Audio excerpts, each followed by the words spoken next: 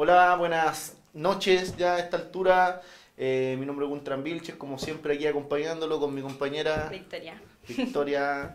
Estamos en una nueva edición de San Bernardo, en San Bernardo Opinión de Está pasando.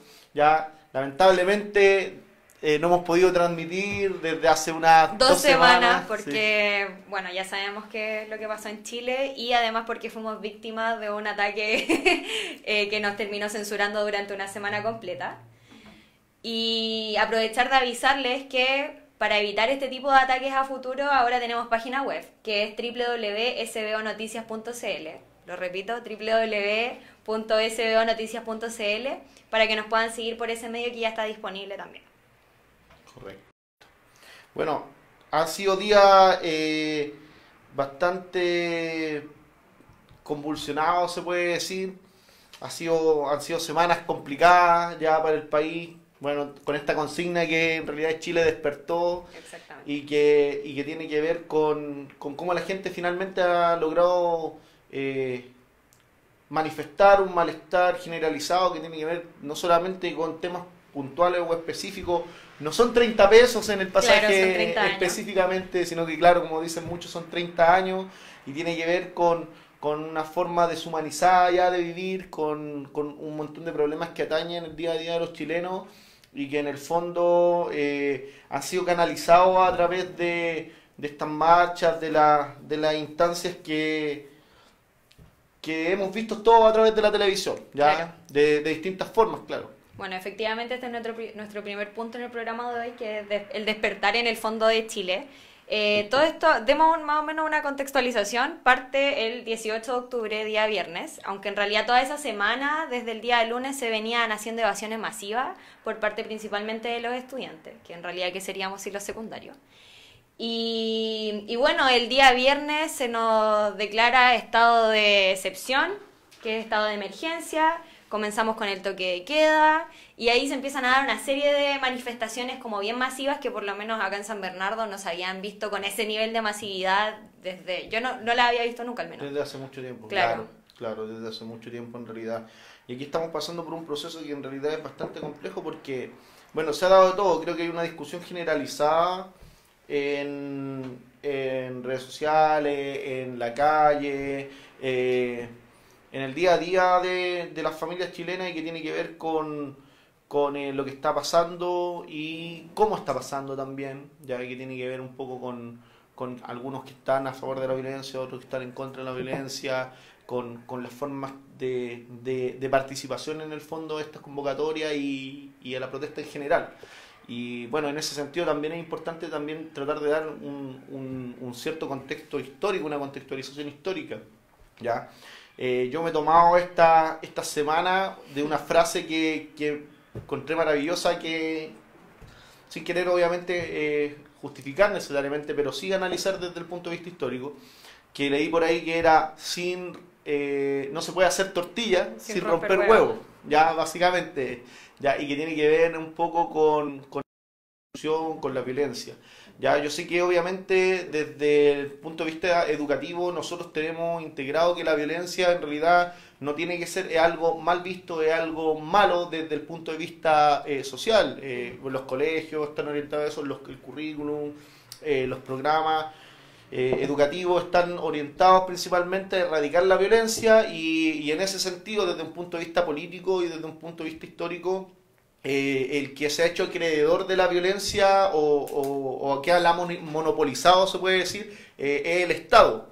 ¿Ya? De hecho, por concepto tú podrías decir que en realidad el Estado es el que posee el monopolio de la violencia, legítima, correctamente. O sea, legalmente es el Estado el que se ha apropiado de la violencia, un tema histórico, ¿ya? Y en ese sentido se supone que las constituciones funcionan como una forma de regular nuestra forma de convivencia, ¿ya? Y la forma en que las instituciones funcionan también para esta que se da entre la sociedad. Por tanto, yo no necesito obviamente ejercer la violencia contra un tercero, puesto que está el Estado como intermediario para poder zanjar los problemas que yo tenga con otros miembros de la comunidad nacional en este caso.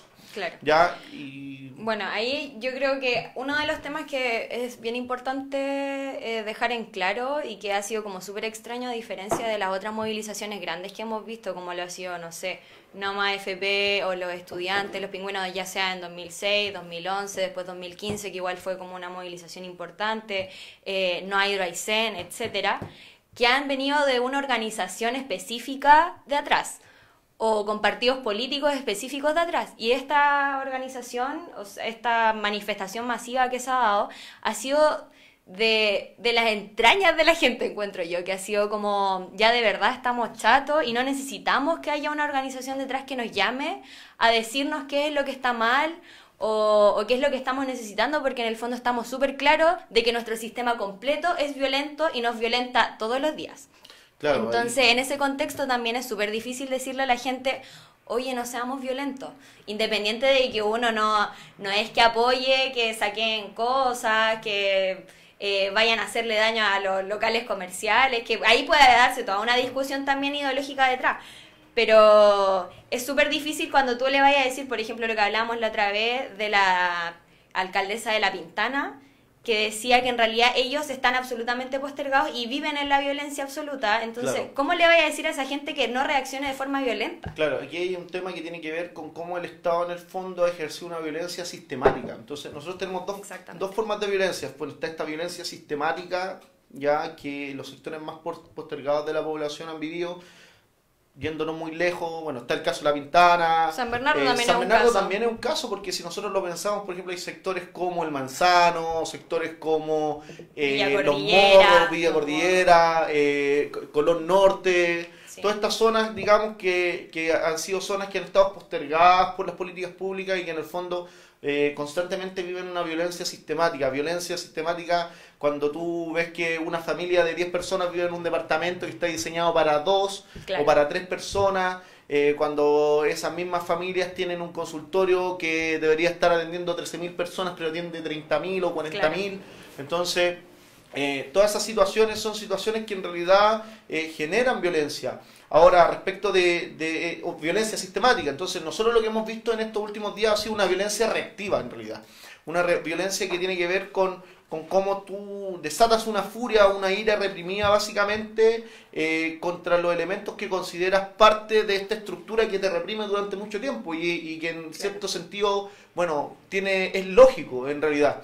Yo le hablaba recién del tema de que no se puede hacer tortillas sin romper los huevos, y en ese sentido, si nos vamos al tema histórico, históricamente la violencia ha sido parte de los procesos de cambio, ¿ya? Yo no sé si catalogarlo como un proceso revolucionario propiamente tal, en un sentido quizás como muchos lo entenderían, porque claro, en realidad si yo hablo de proceso revolucionario, a lo mejor algunos piensan, no, esto no es la revolución como cubana, una ideología detrás. Claro, ideológicamente, no en un sentido de abrupto, ya que es un movimiento que es inorgánico en el sentido de que no tiene una cabeza, no hay líderes, claro, no hay una estructura jerárquica, ya aquí se está aplicando una horizontalidad total. Claro, que somos todos los que salimos. Claro, que en el fondo quien sale está ahí en la masa y que tampoco, y que en este sentido es bastante curioso, tampoco responde a verse representado por un partido político, debido a que principalmente la...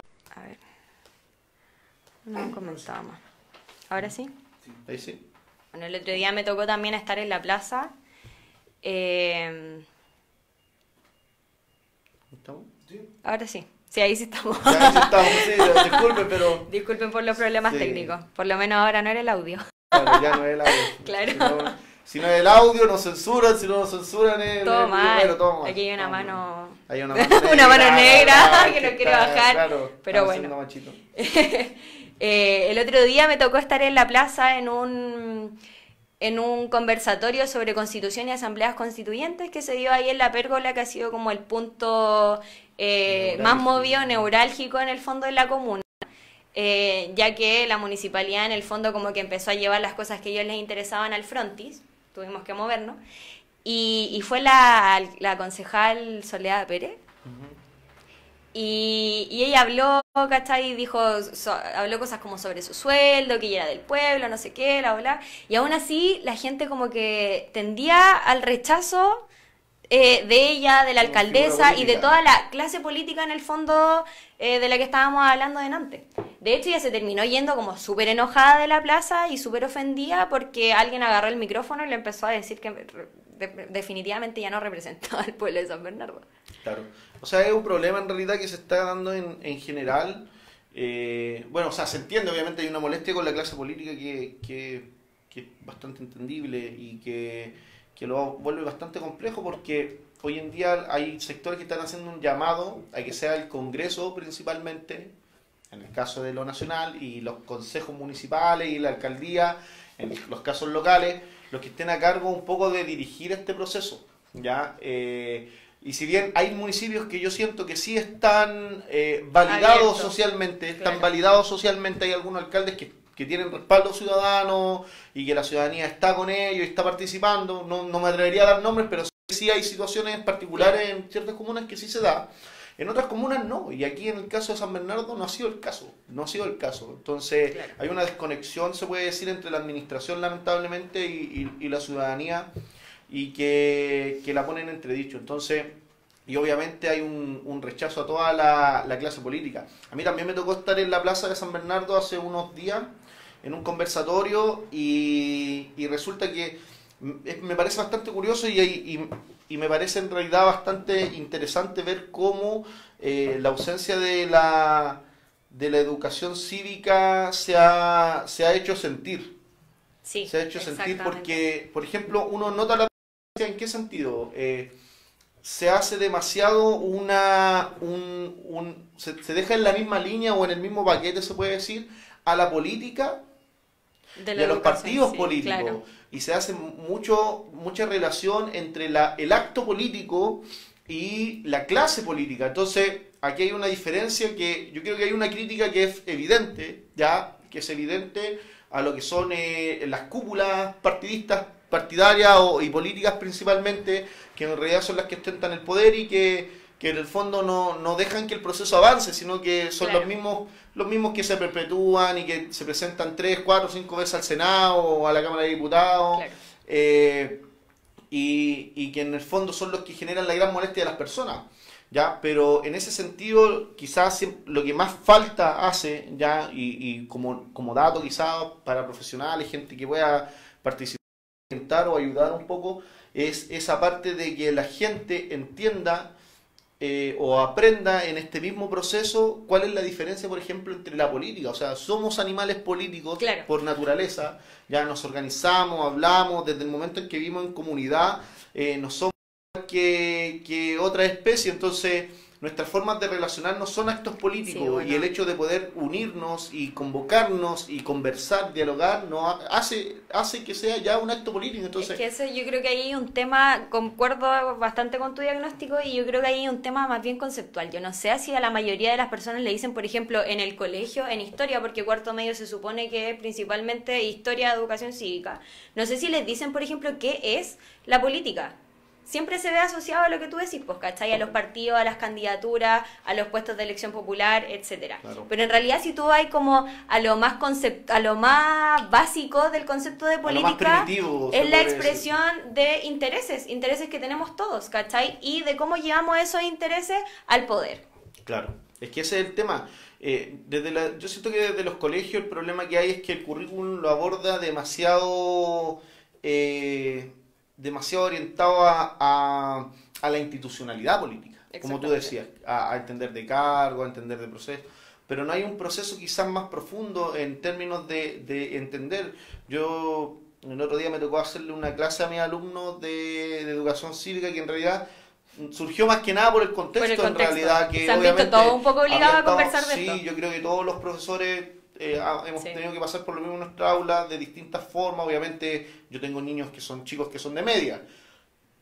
Quien tiene básica tiene que hacerlo Es un poco más en una complejo, lógica que es claro. un poco más difícil, que tiene que ver con el temor, con un montón de cosas que están viviendo también los niños en el mismo proceso, ¿ya? Y en ese sentido, cuando yo traté de abordar el tema, había mucho desconocimiento, ¿ya? Había mucho desconocimiento al respecto, ¿ya? Y hacer notar que el acto político está en todo lo que hacemos es bastante difícil. Entonces, el hecho de que yo le decía, chicos, ustedes están acá en un colegio, pero el estar aquí en un colegio es una decisión política, que es Claro. obligadamente traerlos a la escuela Es un acto político, es una decisión política que está impactando en sus vidas en este minuto. Entonces, de hecho, la educación misma se puede considerar como un acto político. Desde el momento de que la democracia se enseña como una forma política, claro, desde el momento que como se la forma enseña sobre el imperante, Estado, claro. desde el momento que yo hablo de la nación, desde el momento que yo hablo de... Entonces, todos estos elementos son de carácter político e incluso a veces hasta ideológicos, que yo creo que el Estado sí tiene su ideología y la Claro. plasma finalmente en los currículum, y es un hecho, independiente de la postura que tengamos los profes, nosotros terminamos transmitiendo lo que el Estado nos dice que transmitamos. Sí. Entonces, en ese sentido, falta instruirse más al respecto, para poder tener un diálogo, digamos, con un poco más de altura altura de debate, de discusión, y obviamente enriquecer en el fondo los resultados de lo que son los cabildos. Claro. Bueno, ahora aprovechamos de decir que si tienen cualquier tipo de duda a nivel conceptual, pueden mandar y nosotros tratamos de responder aquí lo que estén dentro de nuestras manos. Y pasamos al tercer tema, Sí, claro. que son los cabildos y nueva constitución. Bueno, acá el tema de los cabildos, al menos en San Bernardo, se están haciendo desde el día jueves antepasado, si no me equivoco. También han tenido principalmente lugar en la plaza. Sin embargo, se ha estado entregando como unidad social el material para que las personas puedan llevarse estos cabildos a los barrios. Y surgió también hace unos días el tema de que el municipio, después de que la alcaldesa dijo que ella no creía en los cambios constitucionales, de que ella no creía tampoco en los cambios a largo plazo, empieza a hacer estos cabildos. Y bueno, yo conozco personas que son parte de unidad social y que fueron a los cabildos organizados por la municipalidad. Y en realidad me contaron que se produjo una situación como bien desordenada. No había alguien, por ejemplo, tomando acta, como se supone que lo dicta la metodología de los cabildos. Se sacaron fotos cuando se había preguntado como que si... Y había gente que había dicho que no quería que le sacaran fotos. La discusión estaba súper pauteada y súper guiada. Se supone que los resultados de los cabildos se tienen que enviar para que se haga como un diagnóstico generalizado y eso tampoco se hizo. Entonces yo creo que el llamado a participar de instancias que les den confianza. Por ejemplo, Unidad Social tiene, si es que ustedes están interesados en hacer en sus juntas de vecinos, en sus clubes del adulto mayor, en todos los espacios que ustedes participen, Unidad Social está entregando el material y después solamente mandar las conclusiones para que ellos lo sistematicen. Aprovecho de hacer ese anuncio. Claro, igual es bueno. Bueno, hay que entender, yo creo que tiene. Bueno, hay que entender ciertos procesos. Yo creo que.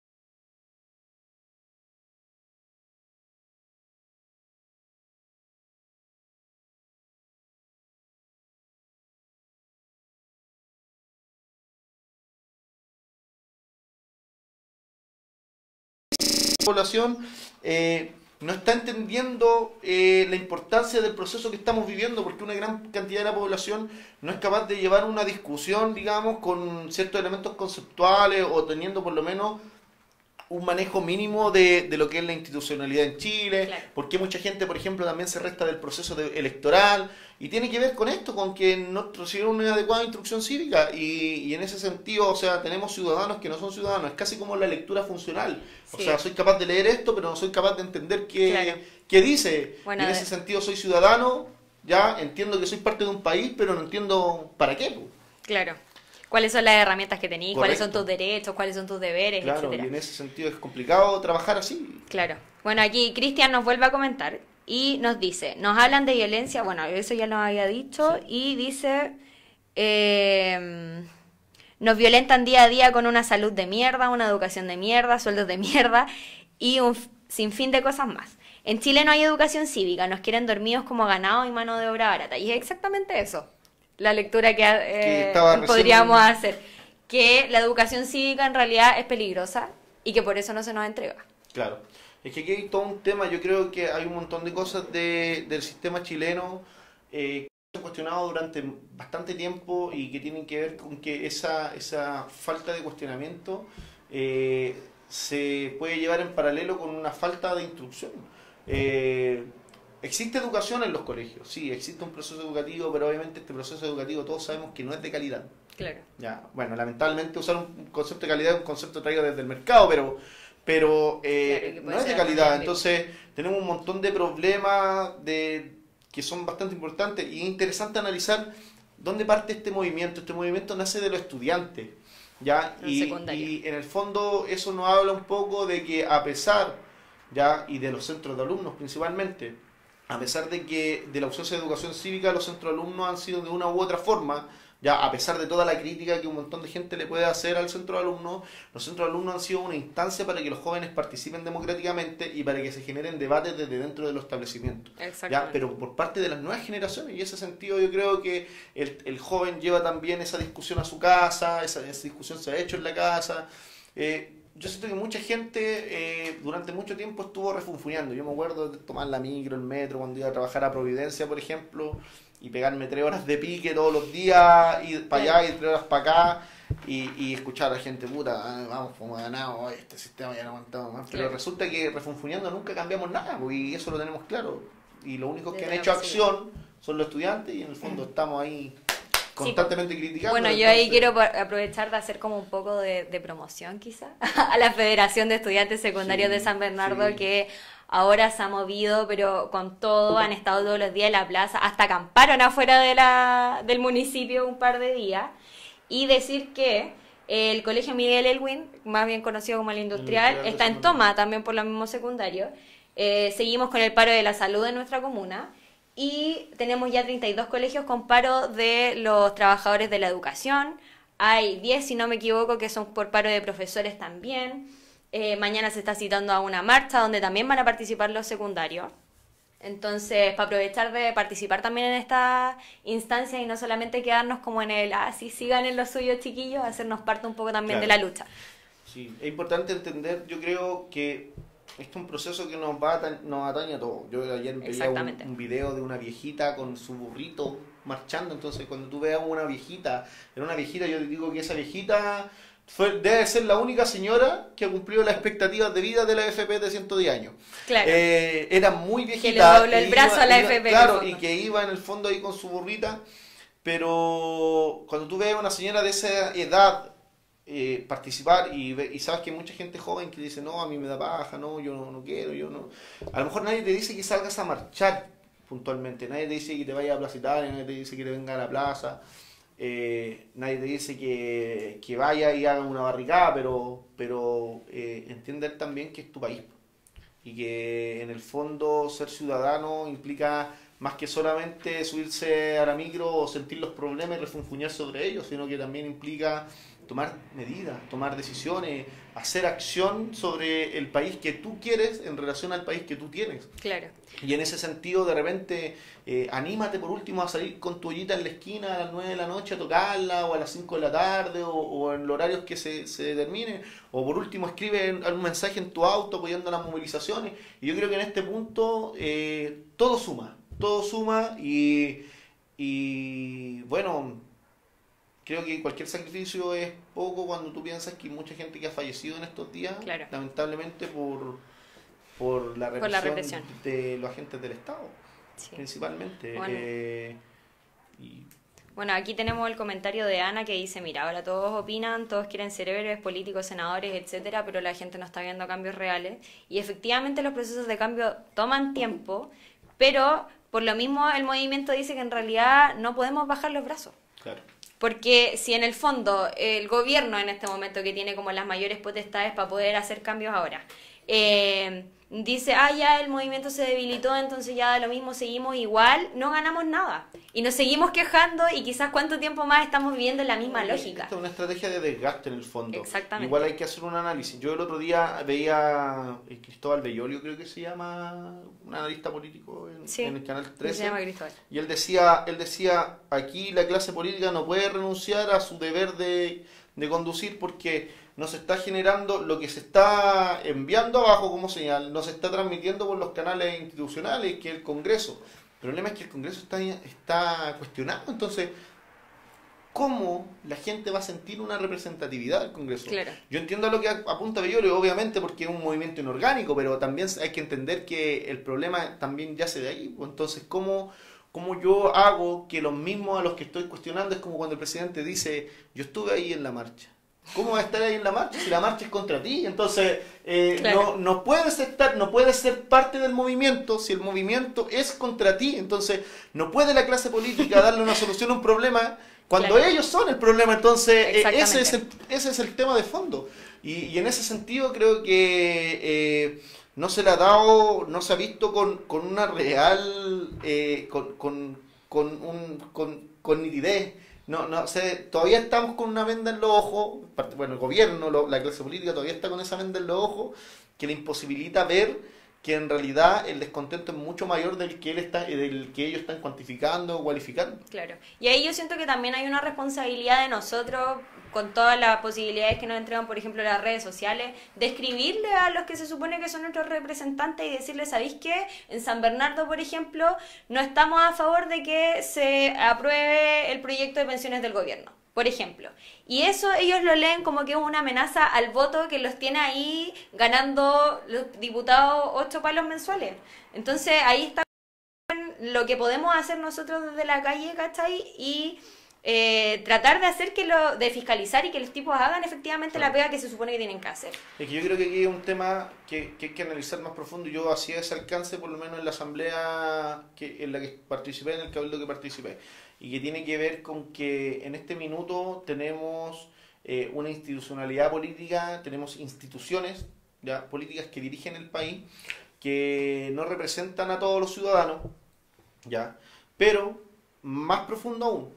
El cambiarlas tampoco va a garantizar nada, en el sentido de que mientras no se genere una atomización del poder, mientras no haya un contrapeso ya en la sociedad civil organizada que pueda ¿cómo se llama? Con atribuciones constitucionales, judiciales, legales, ya hacer un seguimiento de la pega que hace la clase política, no va a haber soluciones reales. Claro. Y esto también, hay una crítica también que dice, no, es que la constitución está bien, no hay que hacer un cambio constitucional. Hay que hacer un cambio constitucional, y el cambio constitucional hay que hacer un análisis más profundo. Yo creo que efectivamente hay cosas que quizás en la constitución se han reformado y se han mejorado, y yo creo que hay cosas que se pueden rescatar, pero hay un espíritu por detrás que es más potente que esa reforma, y que es en el fondo con el que hay que acabar y que hay que modificar. Efectivamente. Bueno, nos tenemos que despedir. Muchas gracias por vernos, por comentarnos, por estar siempre. Les repetimos que ya tenemos habilitada nuestra página web, que es www.sbonoticias.cl. Para no ser censurados nuevamente. Exactamente. Ya saben ahí aquellos que nos censuraron. La mano negra que tenía nombre y apellido, dijo alguien por ahí. Claro, que tenía nombre y apellido y dijeron acá, ya saben, o sea, estamos resguardados. Claro. Así que búsquense mejores hackers. Ya, claro. Nos vemos el próximo martes en esto que se llama Está Pasando. Está pasando. Sí. Saludo a nuestro auspiciador fiel, Chacao Pizza. Chacao Pizza. Que no lo Y a seguir en la lucha. Seguir en la lucha y todos juntos. Exactamente. Buenas noches. Muchas gracias, nos vemos.